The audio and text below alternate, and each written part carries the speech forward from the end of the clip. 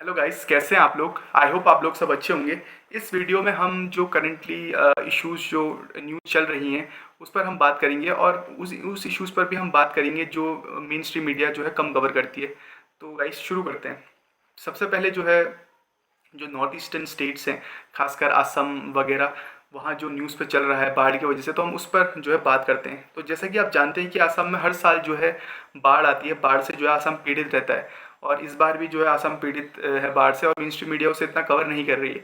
लेकिन आखिर इसका कारण क्या है? इस बार भी जो है न्यूज़ पर तो है, लेकिन इस बार इतनी ज़्यादा बात क्यों हो रही है? तो देखिए, इस बार की अगर हम बात करें तो देखिए, क्लाइमेट चेंज तो एक फैक्टर है।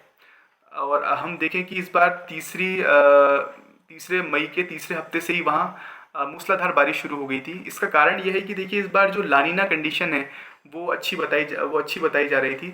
अब आपके मन में सवाल आ रहा होगा कि लानीना कंडीशन क्या होती है? तो देखिए, जो हमारा ईस्टर्न ट्रॉपिकल पैसिफिक ओशन है, वहाँ वहाँ का जब सी सरफेस टेम्परेचर कम हो जाता है, तो वहाँ का जब सी सरफेस टेम्परेचर कम होता है, तो इंडियन ओशियन के साइड को जो है वहाँ पे टेम्परेचर ज़्यादा रहता है। तो उससे क्या होता है कि मानसून जो होता है वो काफ़ी स्ट्रॉन्ग रहता है और अच्छी बारिश देखने को मिलती है। हालांकि देखा जाए तो ये मानसूनी बारिश टेक्निकली नहीं थी। मई में जो बारिश होती है वो मानसूनी बारिश नहीं मानी जाती है। लेकिन इस बार देखा गया है कि मई में ही तीसरे चौथे हफ्ते में अच्छी बारिश जो है असम में देखने को मिली। और उससे जो है वहाँ काफ़ी नुकसान हुआ और बाढ़ जैसे हालात वहाँ हो गए थे। और मानसून जब पहुँचा तब उसके बाद तो काफ़ी वहाँ बारिश हुई। और अब तक जो है, अगर हम करंट की भी बात करें, हालांकि थोड़ा कमी आई है बारिश पे, बट जो है काफ़ी नुकसान वहाँ देखने को मिला है। और केवल वो असम में ही नहीं है, वो आपके और भी स्टेट्स हैं, जैसे अरुणाचल प्रदेश है, आपका त्रिपुरा है, मेघालय है, वहाँ भी काफ़ी नुकसान हुआ है। ये मणिपुर में तो भूस्खलन से अब तक लगभग 42 लोगों की मौत हो चुकी है। तो वहाँ पे काफ़ी बुरे हालात हैं। और ये दुख की बात है कि जो मेन स्ट्रीम मीडिया है वो ये खबरें जो है इसमें कम जो है हमें दिखाता है। तो ये दुखद है काफ़ी। तो जैसा मैंने आपको लानीना कंडीशन के बारे में बताया, वैसी एक अल कंडीशन होती है। अल उसका उल्टा होती है। तो वहीं ईस्टर्न जो ट्रॉपिकल पैसिफिक ओशियन है, वहीं पर जब सी सरफेस टेम्परेचर जो है वो ज़्यादा हो जाते हैं, तो उसे ही जो है अल कंडीशन बोला जाता है। और अल कंडीशन में क्या होता है कि जो इंडियन ओशन साइड की जो रीजन, ये जो ओशियंस हैं, यहाँ पे क्या होता है कि माफ़ कीजिए, जो इंडियन ओशन है और साइड यहाँ पे, तो जो टेम्परेचर है वो तो कम रहता है। तो उससे क्या है कि जो बारिश है वो कम रहती है, मतलब मानसून जो है वो थोड़ा वीक हो जाता है। तो ये लानिना और अल में डिफरेंस है। तो इस बार जो है, जैसा कि मैंने बताया, मौसम विभाग ने लानिना कंडीशन अच्छी बताई थी। इस वजह से भी जो है फिर मानसून भी आया और अच्छी बारिश देखने को मिली असम साइड को। और उससे वहाँ जो है काफ़ी नुकसान पहुँचा। तो देखिए, इसका तो यही है कि हमें क्लाइमेट चेंज को सीरियसली लेना होगा। और स्टेट जो है, चाहे वो स्टेट गवर्नमेंट है और सेंट्रल गवर्नमेंट है, दोनों को मिलकर इस पर काम करना होगा। इस पर एक महत्वपूर्ण बात ये भी है कि हमें समझने की ज़रूरत है कि जो चाइना डैम बना रहा है, क्योंकि देखिए, ब्रह्मपुत्र रिवर और बराक रिवर, ये कुछ बहुत महत्वपूर्ण रिवर है असम की, और इसी वजह से वहाँ नुकसान भी ज़्यादा होता है। तो देखिए, होता क्या है कि जब मूसलाधार बारिश होती है तो ऊपर से सारा पानी जो है असम की तरफ आता है और पूरा तबाही करके वहाँ निकलता है, और फिर बांग्लादेश में भी वो काफ़ी तबाही मचाता है। तो कहीं ना कहीं ये जो है देखना पड़ेगा गवर्नमेंट्स को दोनों। और चाइना का भी यहाँ पे बहुत महत्वपूर्ण योगदान रहने वाला है। वो मैं आपको इसलिए कह रहा हूँ क्योंकि देखिए, जो चाइना बांध बना रहा है अपने, तो ये बांध मान लीजिए कभी बहुत ज़्यादा ही खतरनाक हो सकते हैं नॉर्थ ईस्टर्न स्टेट्स के लिए, विशेषकर असम वगैरह, असम बांग्लादेश के लिए। क्योंकि मान लीजिए जब वहाँ से पानी छोड़ेगा बरसात के, तेज़ बरसात में, तो वो बहुत ही डिस्ट्रक्टिव हो सकता है। तो कहीं ना कहीं ये चीज़ें जो है समझने की ज़रूरत है।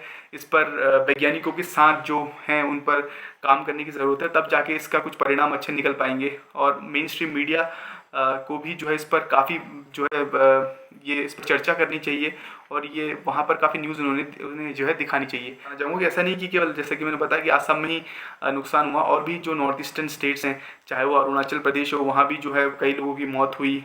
आपका जैसा मैंने आपको बताया, मणिपुर में काफ़ी भूस्खलन, खतरनाक भूस्खलन है, उससे लोगों की मौत हुई।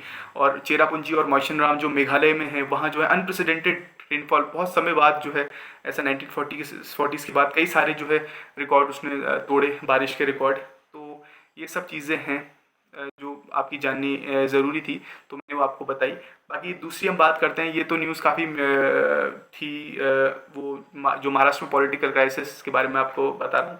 तो ये तो काफ़ी चर्चा में थी, लेकिन इस पर भी जो है बात करनी ज़रूरी है। क्योंकि जैसा कि आप जानते हैं कि महाराष्ट्र में जो वहाँ के एक शिवसेना लीडर थे, शिवसेना पार्टी के एकनाथ शिंदे, तो वो क्या है रिबेल हो गए, वो बागी हो गए और उनके साथ कुछ और एमएलएज भी थे। तो पहले तो वो सूरत गए और सूरत से फिर वो बागी विधायक एकनाथ शिंदे के साथ ही गुवाहाटी चले गए। और देखिए गुवाहाटी में वैसे ही बाढ़ की जैसी सिचुएशन है, असम में बहुत बुरे हालात हैं और ऐसे में वो असम चले गए वहाँ। तो और इस पर दल बदल कानून भी जो है काफ़ी चर्चाओं पर रहा। इस पर मैंने एक वीडियो भी बनाई है, आप जो है इस ग्लोब गस्ट न्यूज़ करके सर्च करेंगे तो आपको वो वीडियो दल बदल कानून पर ज़रूर मिल जाएगी। तो वो भी मैंने वीडियो बनाई है। तो देखिए ये काफ़ी दुर्भाग्य की बात है कि हमारे लोकतंत्र में ऐसा जब होता है, जब दल बदल वाली स्थिति आती है और जब ऐसा पॉलिटिकल इंस्टेबिलिटी आ जाती है, अपनी लालसा आ जाती है, तो काफ़ी जो है ये दिक्कत होती है और ये डेमोक्रेसी के लिए अच्छा नहीं। बहरहाल इसमें हुआ ये कि एकनाथ शिंदे की जो शिवसेना है, तो इन्होंने की जो है सरकार थी और जिसके चीफ मिनिस्टर आपके उद्धव ठाकरे थे और इन्होंने एनसीपी यानी कि नेशनलिस्ट कांग्रेस पार्टी शरद पवार की और आईएनसी इंडियन नेशनल कांग्रेस, इनके साथ मिलकर एक गठबंधन बनाया था जिनका इन्होंने नाम जो है महाविकास अघाड़ी जो है रखा था और उससे ही जो है सरकार चल रही थी। तो अब जब रिबेल हो गए तो जो ठाकरे की सरकार थी, उद्धव ठाकरे की, उससे खतरा पैदा हो गया। अब ये रिबेल तो ये काफ़ी चर्चा में रह रहे थे, काफ़ी न्यूज़ इनकी आ रही थी, इस पर काफ़ी बातचीत चल रही थी। तो देवेंद्र फडणवीस जो अपोजिशन के नेता हैं बीजेपी के, तो वो देवेंद्र फडणवीस गवर्नर से मिले, भगत सिंह कोश्यारी जो वहाँ के गवर्नर है।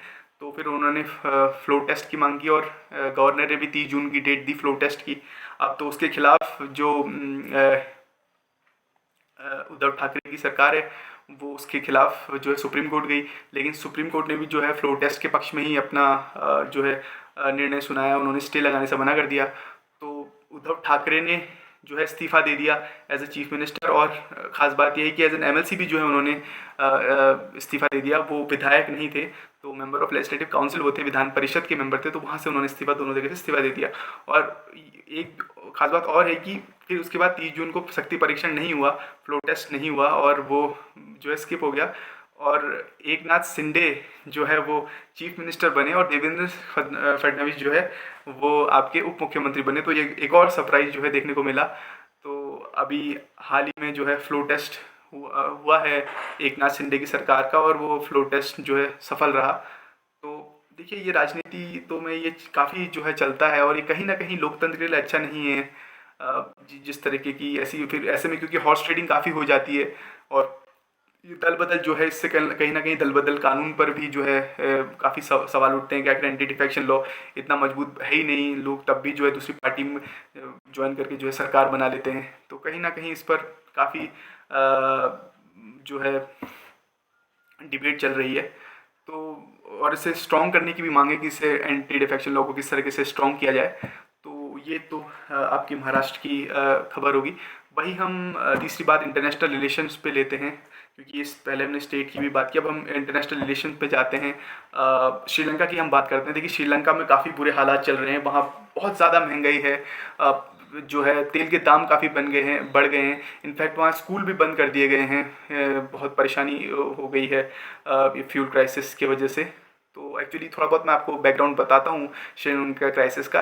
एक्चुअली वैसे तो पहले से ही एक तरीके से शुरुआत हो गई थी, लेकिन ये एक तरीके से जो आग में घी डालने का एक तरीके से काम करा वो 2019 में जो ईस्टर बॉम्बिंग हुई, तो उसके बाद से क्या हुआ कि पर्यटन भी कम आने लगे और फिर कोविड-19 वायरस ने जो है श्रीलंका की जो है इकोनॉमी की कमर ही तोड़ दी। क्योंकि देखिए पर्यटक पे काफ़ी जो है निर्भर करता है, जो टूरिज़्म इकोनॉमी है वहाँ की, उस पर जो है वो काफ़ी निर्भर करता है। और जो गोटबाया सरकार है वहाँ पर जो यहाँ हम कह सकते हैं कि राजपक्षे बंधु, जो राजपक्षे दोनों एक भाई जो है राष्ट्रपति है आपका गोटबाया राजपक्षे और दूसरा भाई आपका प्राइम मिनिस्टर है। तो इन दोनों की जो वहाँ की सरकार की जो पॉलिसीज़ रही वो भी काफ़ी ख़राब रही। जो खासकर अगर उदाहरण के तौर पर जो टैक्स कट उन्होंने करे और जो ये एग्रीकल्चर को लेकर, ऑर्गेनिक फार्मिंग को लेकर जो उनकी पॉलिसी रही, तो उसने वहाँ की इकोनॉमी की काफ़ी एक तरीके से कमर तोड़ दी और वहाँ काफ़ी गंभीर हालात हो गए थे, लोग प्रदर्शन करने लगे थे, जो हिंसक रूप उन्होंने ले लिया था।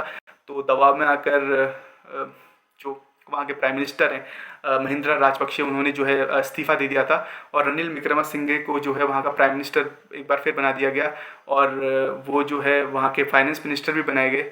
तो एक तरीके से उन्हें ज़िम्मेदारी दे दी गई और अभी भी देखिए लेकिन स्थिति सुधरी नहीं है और काफ़ी ख़राब वहाँ की स्थिति है। विशेषकर 2-3 चाहे वो फूड शॉर्टेज को आप देख लीजिए, चाहे वो फ्यूल क्राइसिस को आप देख लीजिए, चाहे वो और भी कई सारी चीज़ें हैं, महँगाई अपने चरम पर वहाँ पहुँच गई है। तो ये चीज़ें जो है काफ़ी दुःख की बात है और इस पर भी काफ़ी कवरेज होनी चाहिए, पर वो वही वाली बात है कि इन्हों नेबरिंग कंट्रीज़ को हम हमारी मेन स्ट्रीम मीडिया काफ़ी कम कवरेज देती है। वहीं थोड़ा बहुत मैं मनी के बारे में भी, हमारी इंडियन रुपये के बारे में भी बात करना चाहूँगा, जो काफ़ी जो है कमज़ोर दिख रहा है, काफ़ी गिरावट उसमें आ रही है। हालाँकि सरकार ने कुछ कदम लिए हैं, जैसे सोने के जो दाम हैं वो महँगे कर दिए हैं, तो शायद उससे कुछ फ़ायदा मिले, लेकिन कहीं न कहीं हमें अपनी अर्थव्यवस्था पर भी ध्यान देने की ज़रूरत है, क्योंकि रूपी जितना कमज़ोर होगा वो अच्छा नहीं है। हालाँकि पूरे विश्व में ही अभी काफ़ी अच्छे हालात नहीं चल रहे हैं, ख़ासकर ये यूक्रेन वॉर की वजह से। तो इस वजह से काफ़ी नुकसान हो रहा है पूरी वर्ल्ड इकोनॉमी को। लेकिन जो भी है हमें जो है कुछ अपने मेजर्स लेने चाहिए, तभी जाके जो है हम भी अपनी इकोनॉमी को जो है आगे अच्छा कर पाएंगे। आई होप आपको ये वीडियो पसंद आया होगा। पसंद आया हो तो अपने दोस्तों के साथ जो है इसे शेयर करें और इसे सब्सक्राइब करना ना भूलें। आपका बहुत बहुत शुक्रिया।